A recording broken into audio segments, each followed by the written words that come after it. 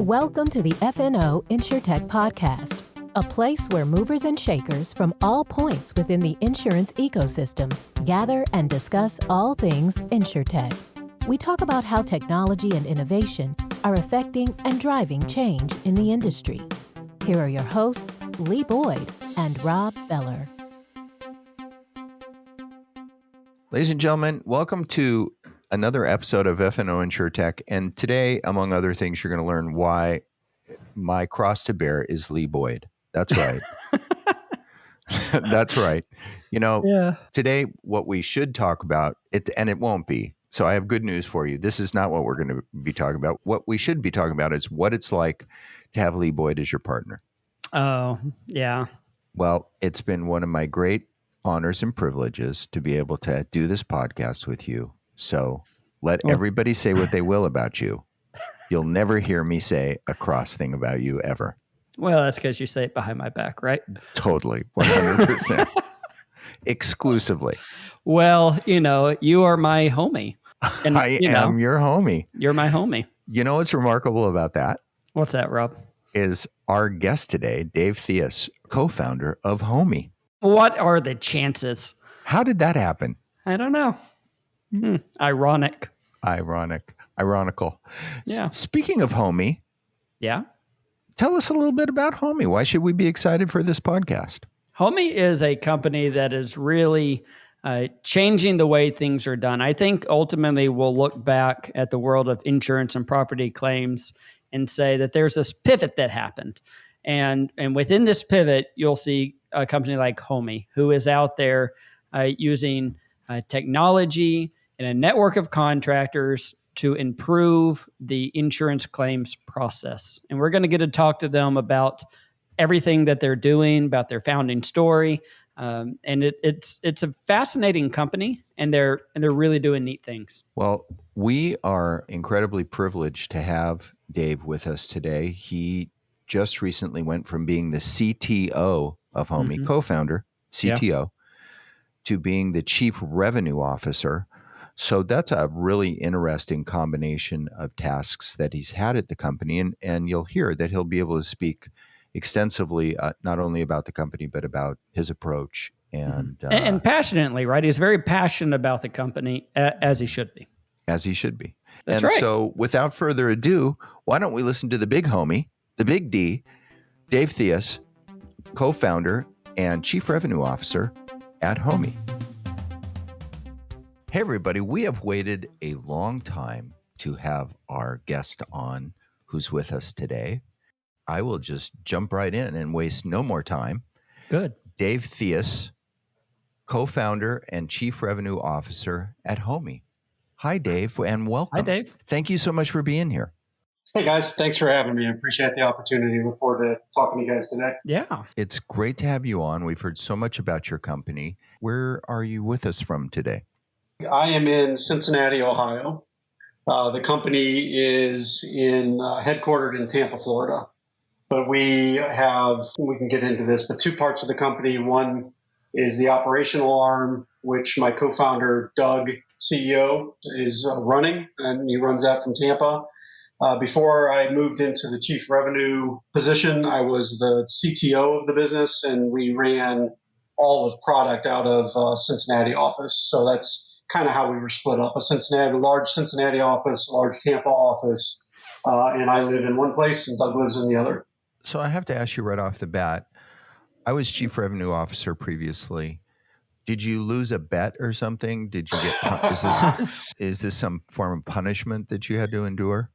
I'm enjoying. Let's just say I'm enjoying it so far. Being on the product side, you usually, are the firefighter and fixing things. Being on the revenue side, I get the opportunity to get back into talking to partners and customers and selling the business and doing podcasts like this. So I'm so far very much enjoying it, but ask me that in about a year. Okay. How long have you been CRO? For 2 months. So see, I'm still in the honeymoon phase. Oh, okay. So then why don't we spend the rest of this podcast me telling you horror stories? Thanks. I don't have any. I loved my time in that position. It's a wonderful thing. But let's take a step back to tell us first. Let's start by level setting on what the heck is HOMEE? What do you guys do? Why do you exist? Et cetera. Tell us about your company.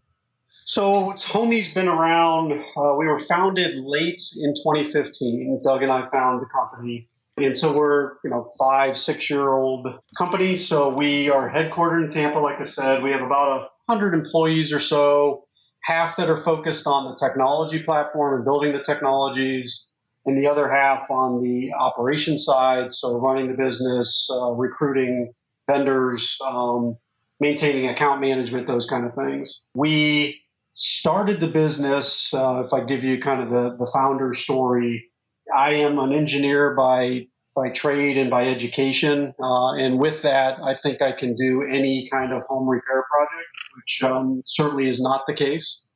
And I was remodeling a bathroom and had a limited time to get the remodel done, and was a little aggressive on one of the pipes in my shower. Ended up cracking the copper pipe. Long story short, water was turned off, family was out of town, and I had limited time to get the thing fixed. And I didn't want to tear up the bathroom to get to it. Couldn't find a plumber to save my life. I had a friend that was a plumber. He said he couldn't come out for 3 days to help me out. I started dialing for pros, right, like normal people do.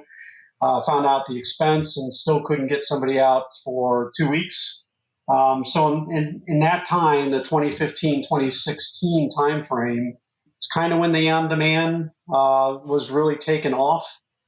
And I was in software for 20, 25 plus years. So I was like, why the heck isn't there something like an Uber for getting home services done?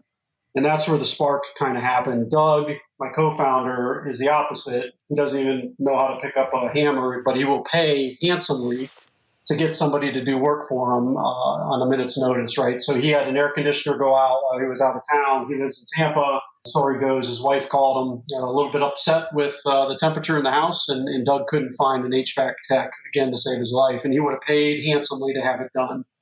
So the two of us were in similar roles at another company. He was CEO, I was the chief product officer. Put our heads together and said there might be a business here. We started to look at the addressable market and saw how huge it was. There was no real big players in the on-demand side that we were thinking of building the business around. And that's really where the spark started. So we were really a direct-to-consumer model when we started. So true on-demand, true Uber experience. You tap, you need a plumber. They're on their way to your door. And our statistics were pretty crazy that pros would pick up the job in under 30 seconds, and they'd be at your door, tools in hand, under 60 minutes. So that's the vision that the company was started on. We quickly migrated into the property management space because we knew, number one, you got to spend a lot of marketing dollars to market to direct to consumers. You got to stay top of mind. So it's a hard road to go through. And property management have the same issues, if not on a scale that's a lot different. They have plenty of tenants and residents. We could sell to one property manager, and we would have 1,000 doors. So we quickly kind of pivoted or migrated the business to address property management, which was great because we could build up the provider network we needed. We continued to invest in the product. And so it was a great market to be in. And then insurance found us. We were at a conference speaking, and one of our insurance partners, that's an investor in the business, Liberty Mutual, found us and had a conversation to say, hey, we love what you're doing. If you could just do these kind of things in the product, you could be huge for us in the P&C space.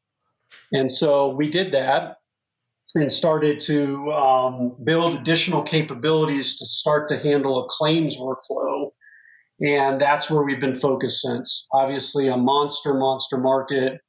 We're really focused in an underserved area, right? $10,000 claim. We like to talk about claim from slab to roof, and really in the $10,000 and below. That dollar figure is kind of arbitrary because we do much bigger ones, but it's the medium to small claim size. That we're very good at, that typically carriers will stroke a check and then the policyholder is responsible for finding a pro to go do that work. Well, that's no longer the case with us. We've got a technology platform that, again, has an Uber-esque-ish experience. So it gets full transparency to that policyholder. They get to be involved every step of the way in getting the work done, the loss remedied. So that's really the progress of the business. Went from direct to consumer, B to B to C with the property management space to full on InsureTech, and that's where our focus is 100% on right now. So, are you a managed repair network? We're both. So, what we like to talk about is the two things together are what make us unique and powerful, and that's the value prop. We have our pretty extensive technology platform that does a whole bunch of pretty high-tech things and enables a lot of the things that we do to drive efficiencies in the process. And then we have a managed repair network of 20,000 plus pros. And it's a mix. What's the beauty here that the insurance side loves about us is that we're a mix of very large GC managed repair kind of folks on our network, but then we have the single trades. So we've got the licensed plumbers, we've got the electricians and HVAC techs, and then we layer in a slew of handymen, right, for some of the build back work and other things that we're doing. So we really have on the supply side a full suite from the large GC all the way down to your sole proprietor, individual handyman, and we're pervasive throughout the 50 states. So if I need a plumber, I can go to the app and get a plumber. Just me, a consumer. Absolutely. But your real value proposition is more targeted towards on the insurance side for, like you said, the obvious reasons. One insurer might insure tens of thousands or even millions of people across the country. Yeah, and it's, from a business standpoint, it's even more valuable to us because there's a zero CAC cost, right? So we get that consumer, that policyholder, we do a tremendous job repairing their loss right at a need point. And then we have that customer pretty much for life because now they're in the product, they're in our platform, they're a registered user with a mobile experience that's unlike any other. And if they've got a list of other things to do within their house that's outside the P&C space, we certainly then provide that service to these policyholders. So is this technology set up within the insurance company's ecosystems where I'm seeing here online where you can do first notice of loss and inspections, even down to payments. So is it set up where it's kind of a seamless transition from the insurance carrier to you back to the carrier? You got it. So what we do is we do integrations with the large carrier platforms, right? So CoreLogic is one of the first that we'll be releasing the integration for, but the patterns are the exact same. A claim claims professional sits in the platforms that they use day to day. And when a claim comes in, they can assign that to HOMEE.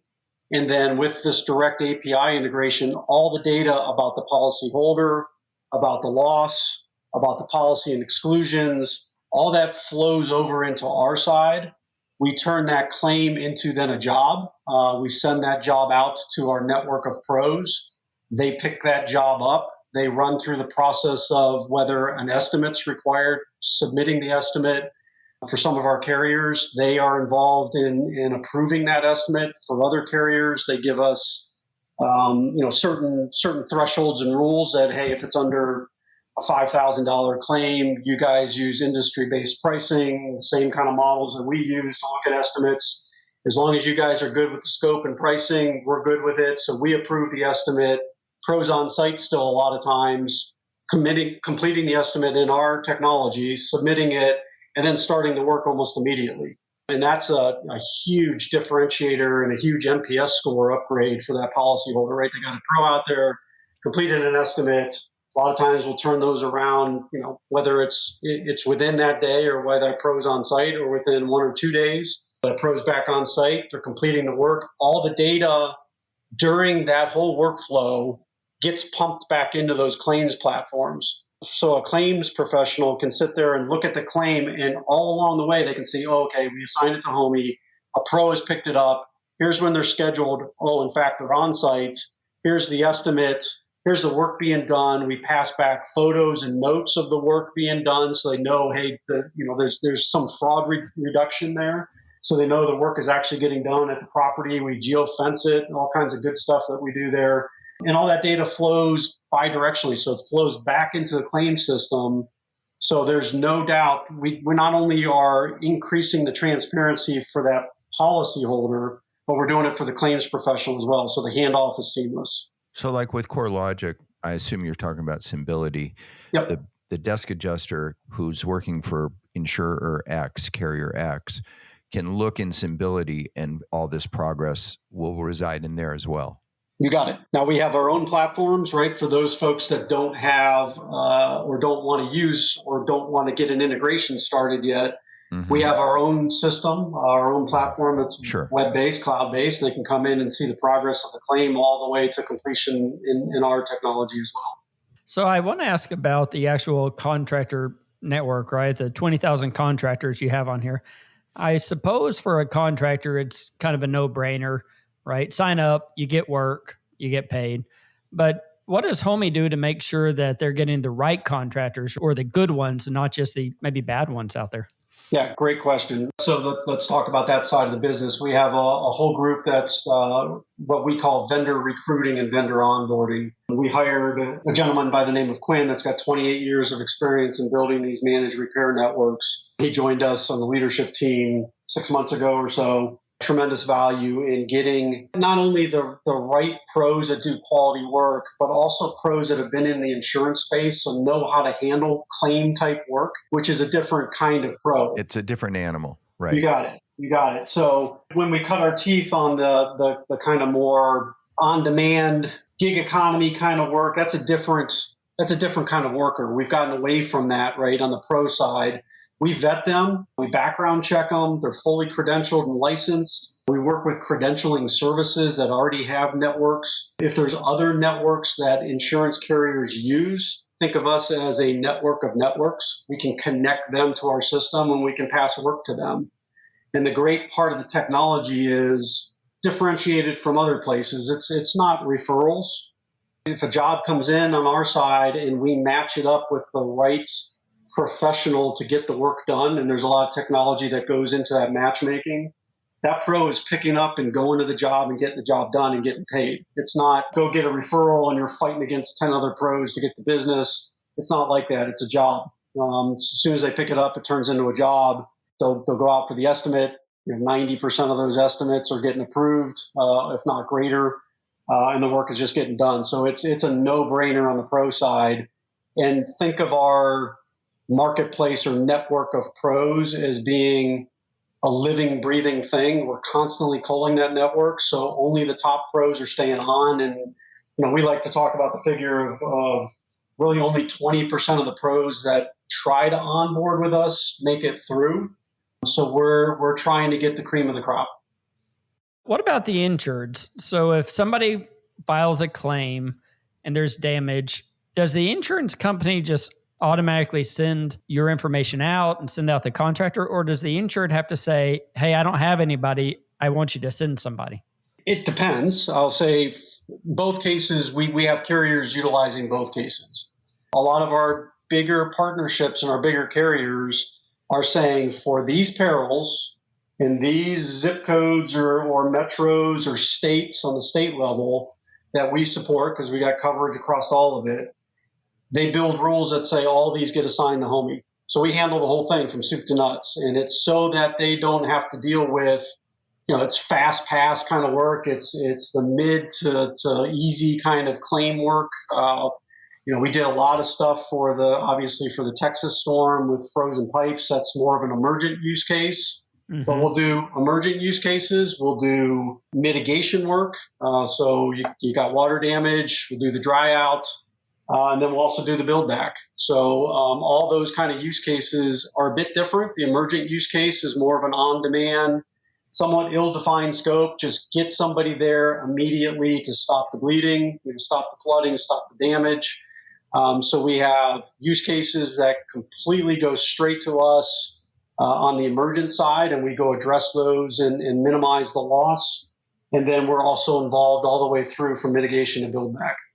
I see. Whenever a car gets damaged, you put a car back together, the way it was and everyone's happy, right? My door is back on, the color of paint.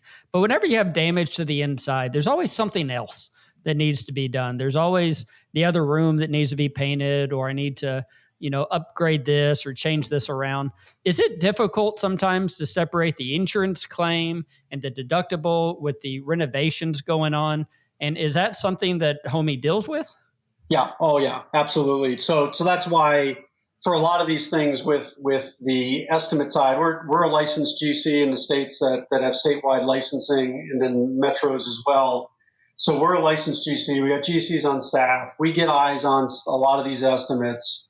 We kind of understand that because our GCs also have spent a lot of time in the insurance side. So we can a lot of times catch those, but we also support from the technology side covered and uncovered work.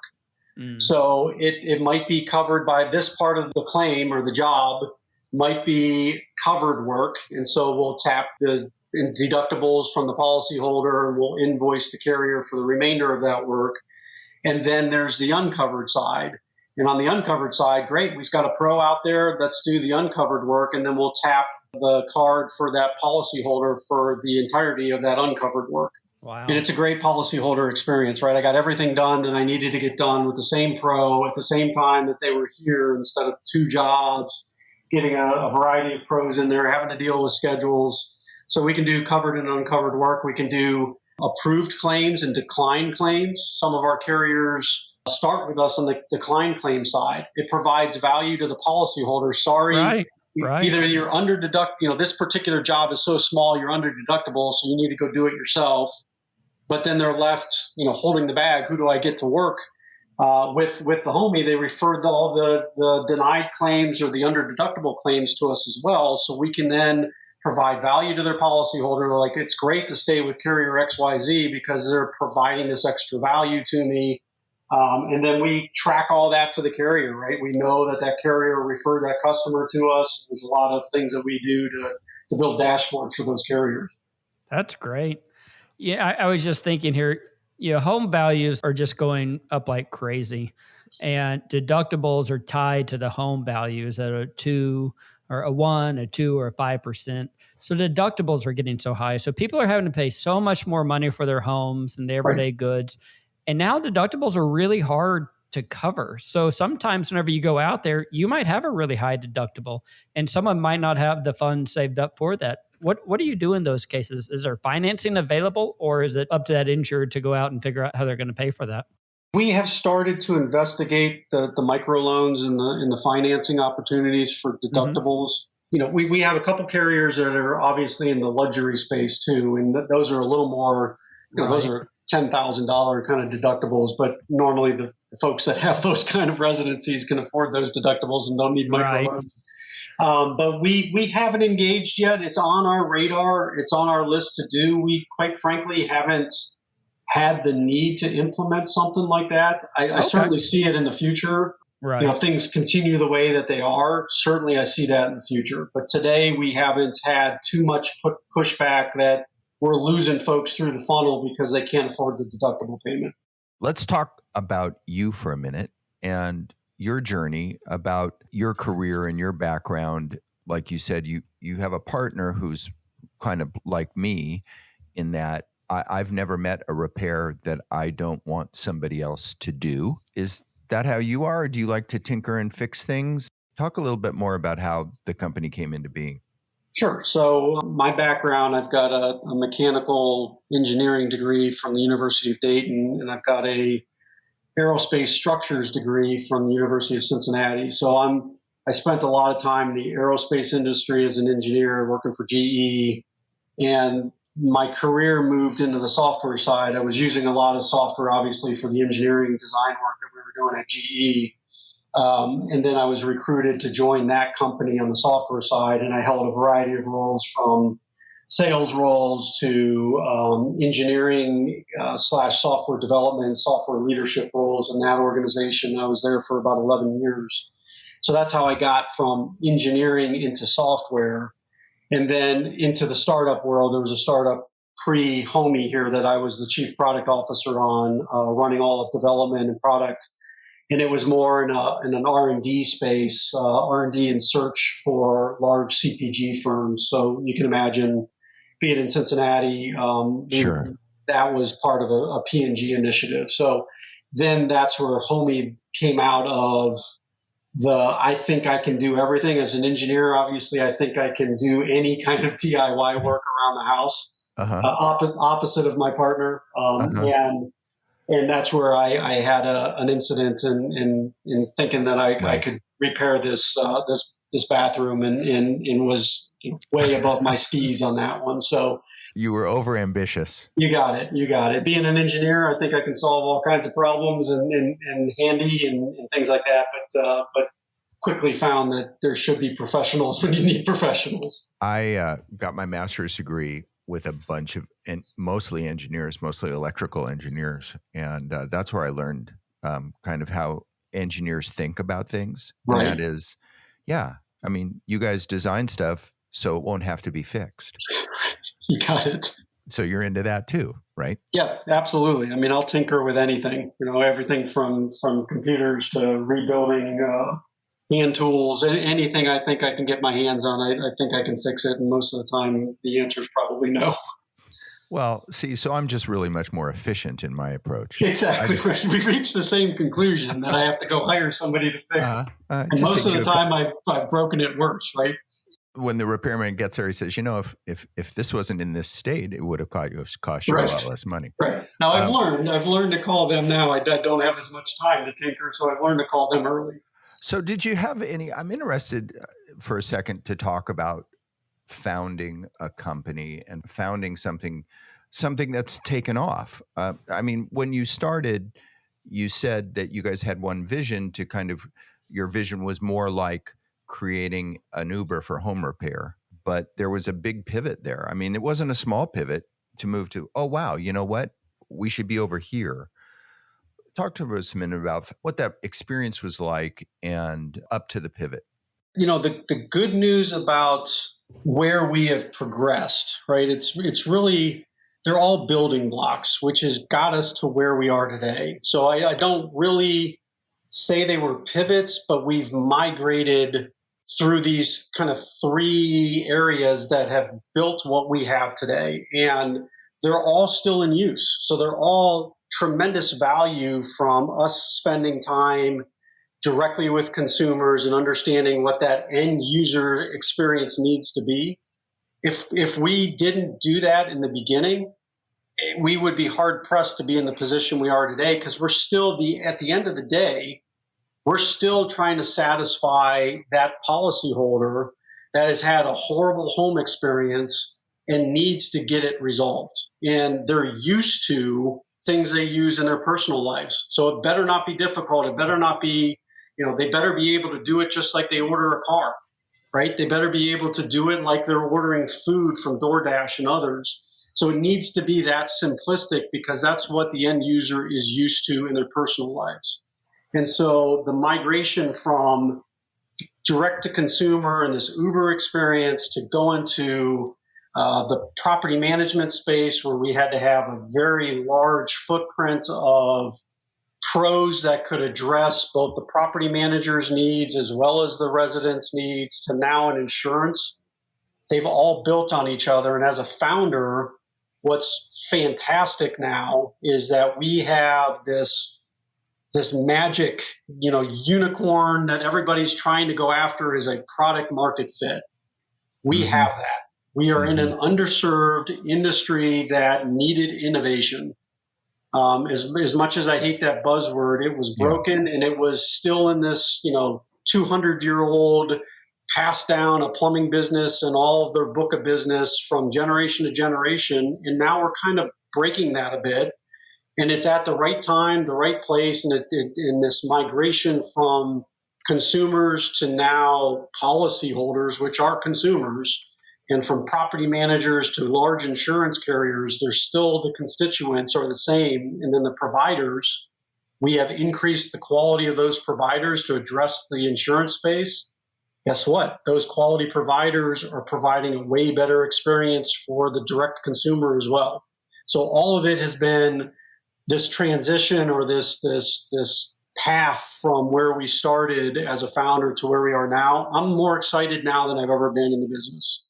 That's great. Years 5 or 6 years down the road, as a founder, one of the things is I love the startup process and growing and everything else. But once it gets operational and day to day, it's not quite as fun. So it's cool to hear that things are still popping for you guys, right? There's still big vistas out there to pursue. You got it. And what is even more, I might be a bit biased, but what's even more satisfying than seeing the business and the growth stage that it is seeing the people that work for us. We got A players that are coming over from established careers, and they treat this business like they founded it. Mm-hmm. And as a founder, there's nothing better, grin on your face to see somebody just putting in the kind of time and energy and enthusiasm as you as a founder have in your heart. And these are people that have joined the companies, since it's founded and have, I like to hire people that are way smarter than me. And we've got a lot of those people working for us. Speaking of your workforce, the CEO's in Tampa, you're in Cincinnati. Is this a completely remote company? I mean, do you have people spotted all over the country? How do you do that? And I want that to lead into sharing about your COVID experience and the effect. And I can imagine that the effect that COVID had on you was significant. Talk about your workforce and then talk about COVID. Sure. So workforce-wise, like I said, we've got a split between folks that are building our technology, so developers, designers, those kind of product managers and engineers. And then we've got operational folks. And we had pre-COVID, we had 2 major offices. We have the Tampa office, still a brick and mortar with a lot of our team on site in that office day to day, never shut it down during COVID at all. In Cincinnati, we had a rather large office here as well, and we went full remote for the product side. It just made sense after COVID. All the product folks could be remote. We're used to remote. We needed to target and hire and recruit the best-in-class product technologists, and I don't care where they're at, right? So we can grab those from the coast, we can grab them from the Midwest, and we can grab them from states like Texas and Austin where there's a ton of talent. And so we decided to shutter that office. Just recently, we shut that one down because I was the only one occupying about 7,000 square feet, and it just didn't make sense to have an office that large just for me. Sure. So we still have brick and mortar, but we have personnel throughout. We have what we call regional market managers. So they're responsible for the states. So we've got people in Arizona, we've got people in Texas, we've got people in Florida, here in Columbus and in Ohio and Cincinnati. So we've got a smattering of remote workforce that manage the day-to-day operations in those regions. On the COVID side, so let's talk about the business model today is we essentially handle, to me, a claim is a claim is a claim. So whether it's coming from the insurance side, which obviously is our very large focus in the P&C space, we also are the exclusive provider of home services for home warranty business. And so we treat that the same because that's essentially a claim. Different workforce, different appliances are a little heavier there. And then we also do product warranties. So we have a very premier relationship with a premier brand. And if there's a product recall, we do all of the retrofits. So being that we have diversified the business a bit, all of it is in the house, right? So all of it is in a residence or in the house. When COVID hit, we were in a very good position. And when I say that, the beginning of COVID, when everybody started to shelter in place and hunker down, everybody got that same idea. Well, if I'm home, I might as well get all this work done because I'm home. I'm in my office. I'm staring at what I needed to get done forever. I've got the time. So our business actually took an uptick during the beginning part of COVID. So let's just say the first third of COVID. Sure. Then the scare started to kind of creep in, right? Then people started to get a little bit frightened of having unknowns in their house, right? To bring to bear some of, I don't want to have for non-emergent use cases or things that are just nice to have to get done. do I really want to have a service professional in, even if they're, head to toe in PPE, which our pros were. Sure. There's a little bit then of a flatlining of the business. So we weren't on an upward climb, but we were pretty steady on that upward. And we were kind of taking that flatline approach, still doing pretty well for that third of COVID, but we weren't growing at the rates that we were seeing pre-COVID. We certainly didn't take a downturn. And then once that fear started to subside, then we started to, again, climb, and the climb has been exponential since that. I can't say that we're post-COVID yet, but certainly out of the weeds and into the vaccine stages of COVID, things are taking off again. Now, we had a couple CAT events that helped the business. Right. I hate to say help the business, but certainly that drives a lot of business in those emergent use cases, and everybody's got a need during those to get more pros. And so those help the business, and those never go away, right? The emerging use cases never go away. Even if you're afraid to have somebody in the house at the time, you need to get that done, because not doing that is worse. So if your house is flooded or whatever, exactly. I mean, there could be a global pandemic, but your house is flooded. And so you have to take your choice. You got it. I just want to ask you, in the couple minutes we have left, I want to ask you about your impression of basically, moving industries. When you started, I think you suggested that you didn't think of yourself as an InsureTech, but today you absolutely think of yourself as an InsureTech, and you're very involved in the insurance industry, but you didn't come from the insurance industry. I'm sure it's been a little bit of a culture shock. Can you share your impressions of insurance and what that learning has been like about, and especially now in your new role as Chief Revenue Officer, selling into an industry that's quite unlike tech? So where I came from, I'm a little bit different, because the business before this one, in the time that I have spent in my career prior to this, they were slow-moving behemoths, right? So the industries like CPG, industries like right. auto and aero, you're dealing with the Boeings and the Fords and the P&Gs and the General Mills of the world. Those are long cycles, long sales cycles. So I'm used to that. But being in startup, and especially in the on-demand side, right, I'm now more geared towards let's move faster. In insurance, as any regulated industry, as any large industry, is much more slow moving than I'd like. But it's shockingly faster than I would have anticipated. If I said we were going to be insurance 3 years ago, I would have been like, man, that's going to be slow moving, large sales cycles, a lot of negativity around change. But insurance is changing, whether you look at the Lemonades or the Chubbs or any of those that are kind of in that startup insurance space. The insurance industry is now knowing that they have to innovate. Or somebody will for them. So we get entries into the innovations groups in these large carriers, and they move much quicker. Right.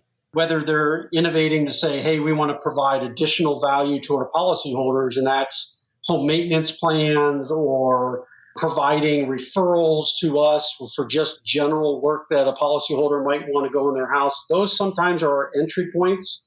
And they introduce us to the P&C side, which again is much slower, but then we can prove we've already proven ourselves. We've got very quick pilots that we can turn on in days. Hey, pick a metro, we'll turn a pilot on for you. Prove that we are guaranteed repair network with us as that GC that handles all the quality control. Let us go do that, prove it out for you before we do any integrations or you start to use a lot of our technology.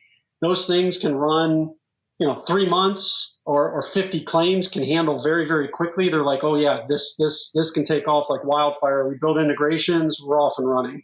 So I would say that the industry in a whole is starting to innovate a lot more, and they're starting to move a lot quicker than I would have anticipated probably 3 years ago. And that's to me a breath of fresh air, because we can move right along with them at a faster clip than they're used to. Well, we think that you are, onto something really big and really important. I mean, sometimes you see something like this and you say to yourself, why didn't I think of that? Yeah. Well, thank you. I appreciate that. Well, here we are, insurance claims professionals who've been, in the industry for a long time. And I have an excuse because, I'm not that smart, but Lee has no excuse. Well, I think sometimes you're so into it, it's hard to think about the outside. It takes people coming from the outside to say, why do you do it that way? Completely agree. People like Dave here who can say, hey, I got an idea. Let's do this. I completely agree. I definitely think it takes outsiders a lot of times. And what I love about where insurance is going, or where all this is kind of going with the smarter homes and the connected devices, is instead of being so reactive, we can now, with technology, be proactive, right? We've got brands that are implementing IoT within their device or within their brands and their products. So now instead of, oh crap moment with a frozen pipe that bursts or a slow leak that turns into a major leak, we can start to do some integrations and get telemetry kind of data and be out and repairing something before it becomes a disaster. Right. And before there's large losses. And it helps the underwriting, the underwriting side of the business. It helps the claim side of the business. So I'm extremely excited about where technology can play a big role on the insurance side. And we're poised to do that. Sure. The idea that before somebody even knows they have a leak, you have a repairman knocking at the door. Exactly. So to speak, saying, hey, I'm here to fix your leak. Why does it need to be a claim, right? Why does it have to turn into a loss? We've got a slow leak detected. Let's go repair that. Let's get in there. And we can do that. It can integrate directly with HOMEE, and HOMEE can have a plumber at your door before you know you have a leak. Right. And, others have seen the potential. I know that you guys have investors. Several major insurance companies are investors in your company. Which is a terrific validation. Hippo bought Shelter a few years ago, I think with on the same kind of premise of what you're talking about here, is that, more integration between home IoT and having services to be able to handle the information that's coming at you is a formula for the future. Yeah, that's the holy grail, right? The proactive versus reactive, and using technologies to do that. But being in a place to be reactive as well is obviously important for things that catastrophic events you just can't plan for. Well, it's really cool to talk to somebody who's on the cutting edge of all this. I'm sure that you do a great job, and you've done a great job today, and we loved having you on. We thank Brandon for bringing you here to us, and B Unit, more accurately. That's right. We hope that you would come back and join us again at some point in the future to talk more about HOMEE. I'd love to, and I very much appreciate the opportunity. It was great talking to you guys. I enjoyed the conversation and look forward to it. I did mean to ask you one last question. Where did HOMEE come from? It was a true startup moment where I was just writing different names that had something to do with home services, and trying to find something that fit. And really the moniker is Home Expert, right? With the E being the extra expert. And if you look at our logo, it's got a roof line with a long line over the E. That also brings us back to the beginning of this, where you asked how to pronounce the name. That long mark over the E signifies the long E, so it's a HOMEE, and it looks like a garage as well. There you go. Hidden things in the logo, right? There you go. Look at that. Well, listen, thanks again for being with us, and we'll talk to you again soon. Excellent. Thank you very much, guys. Thank you so much. But like we were saying at the end there, Lee, I think it's so interesting when you have carriers who are investing in InsureTechs. That's a really interesting part of all of this. They're not buying them in whole. They're investing in part for financial as well as operational reasons. I think there's strategy behind it too, right? You're investing in them. I mean, they need to stay independent to some point, but for them to put their sticker of approval on it. I mean, there's some big names behind these guys, and there's really, really smart people out there who said, yes, I believe in this. We're going to give it a shot. We're going to go with it. And, like we said, they keep raising more money. More people keep coming to them and believing in what they're doing. It is the future. It's where auto has gone for a while, and now property has found its way in there. A friend of ours talked about managed repair networks years ago at a Xactware conference, Tony Trilla did, about that's the future. And, it's companies like HOMEE who are coming out and making that happen. We thank Brandon, B Unit, and Big D, Dave, for being with us, and look forward to their continuing saga and story, and look forward to having back on in the future. And we look forward to having you on for our next episode. And I wish I could say who and what that would be, but you know what? It's always a surprise, so don't get too excited. Yeah, because we have no idea. And truth be told, here's the big secret. We don't know what we're doing. And so we'll say what we always say at the end.